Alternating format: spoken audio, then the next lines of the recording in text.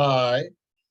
It's actually a personal video that I'm recording today. So I was asked to share my reasons why I do a lot of the things that I do as my friends and family. I know you guys know that I'm involved in quite a few things, but a lot of things that's driving me, not many people really know. So I got a chance to really articulate some of the challenges that I go through currently that stem, as far back as my time in the military. So I want to be able to share this with you because I think it's important, as a leader and as a friend and a family member for you to really understand what's driving me. So, a couple of things that I talked about, um, back when I was in the military, I was flying, used to be a flight engineer on in the Air Force. And I got a chance to fly these airplanes, had a lot of fun.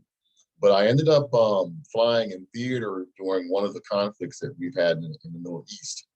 And one of the planes that was flying ahead of me, they had actually gotten shot down. Thankfully, we got the message before we got pinged as well, because they were looking to take out everybody that was looking to service more supplies to a region that we were trying to protect. So, I'm a young guy, 24, flying, look good, fighter, all this other stuff. I got all this stuff going for me. I'm indomitable. You're not gonna take me out. But guess what? This plane gets shot down, and I'm like, shoot, that could be me. And meanwhile, my daughter's only like 4, right?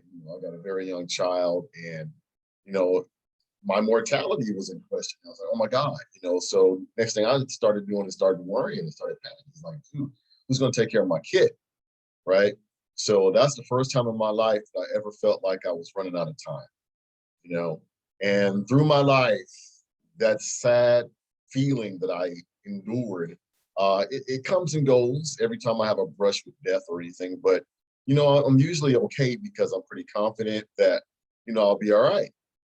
Well, you fast forward to this, these past few years, after suffering being homeless and suffering, living day to day, still trying to strive to make the money that you can to take care of your family. Now I got 2 more kids. I'm not even able to pull my own weight, but every dime that I get goes to my family. So it's a lot of work. So you fast forward to right now, and then we get hit with COVID, right? And this is right after I started getting everything lined up, I'm making money, I'm looking good, got the family looking all right.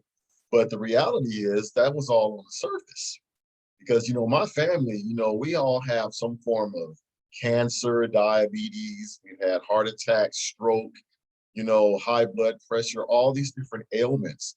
And by grace of God, I haven't had any of these.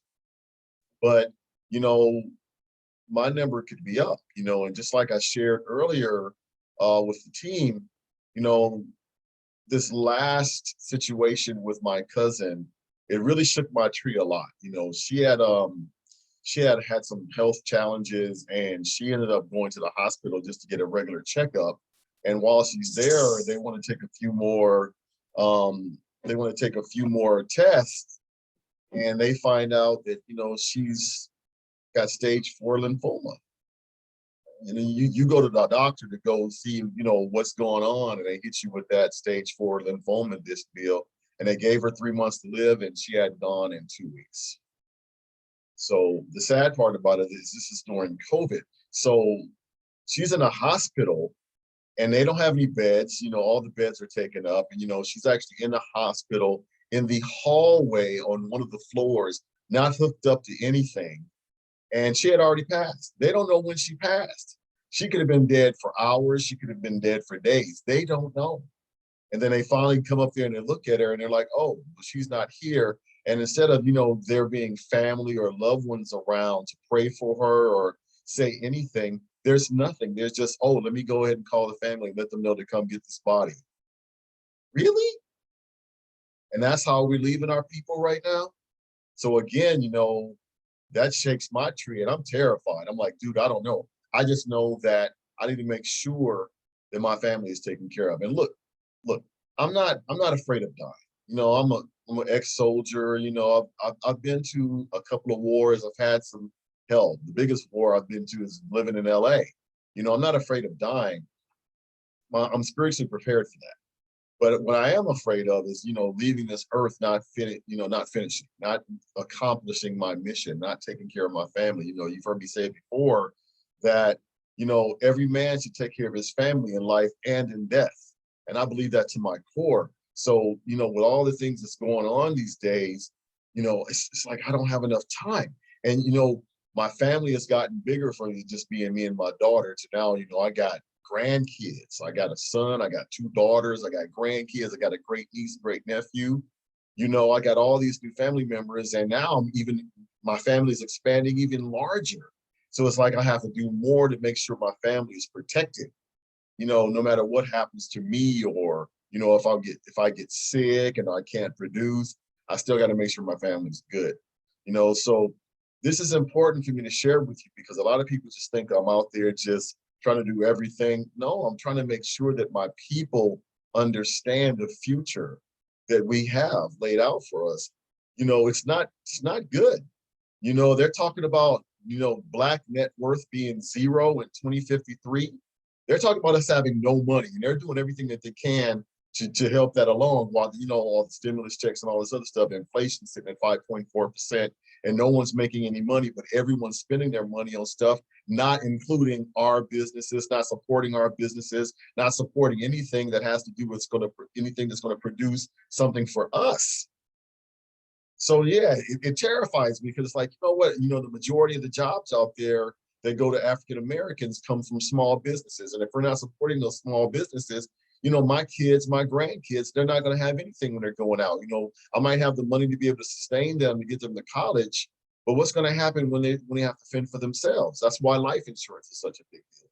It's like, look, if I leave, my kids got to be straight, no matter what, whether they get a job or not, whether they have a business or not. They got to be straight. Why? Because that's my responsibility while I walk this earth.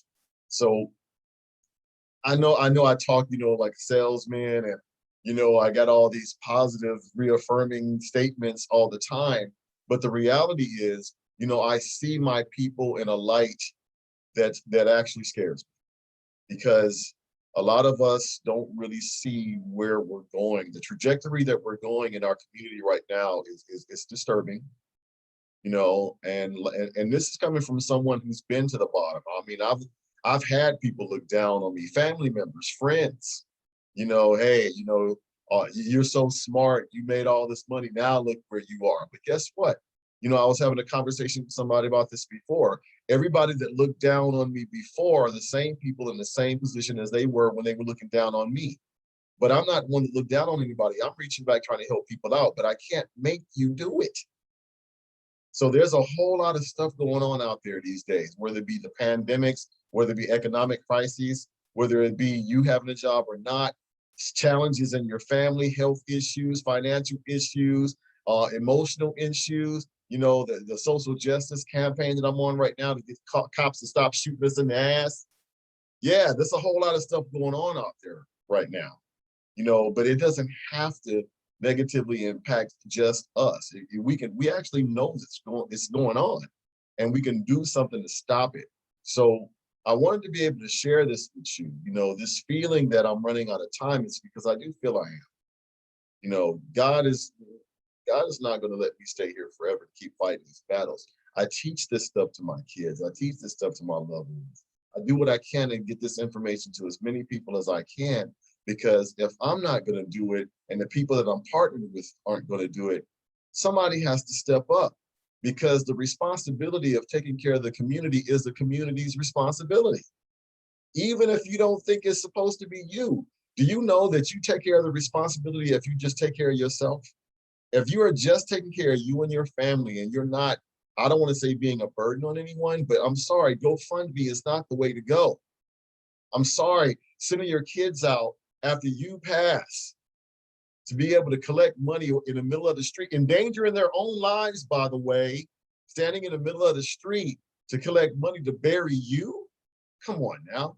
There's no way in the world that we want to honor our loved ones by sending our kids out, our children, to collect money to honor those who have passed.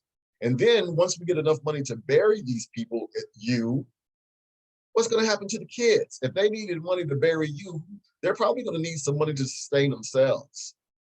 So yeah, I'm going to be very dogged as I share this information with people. I'm going to be very dogged coming after people, trying to get them the education. Look, yes, I want a larger team. Yes, I want to grow this business. But yes, this is important because you got to understand, if we don't look out for ourselves, I think about 1964 when we finally got our civil rights, right? Voting Rights Act 1965. Once we finally got our so-called rights, that's when Black people started to decentralize. Prior to that, we were looking out for each other. Now, thankfully, we're starting to look out for each other again after COVID. But once everything gets normalized again, are we going to start separating again? Can't happen. It can't. So we got to do what we have to do to make sure that our families are taken care of. And I don't want to depend on some stimulus check or government assistance to make sure my family is straight.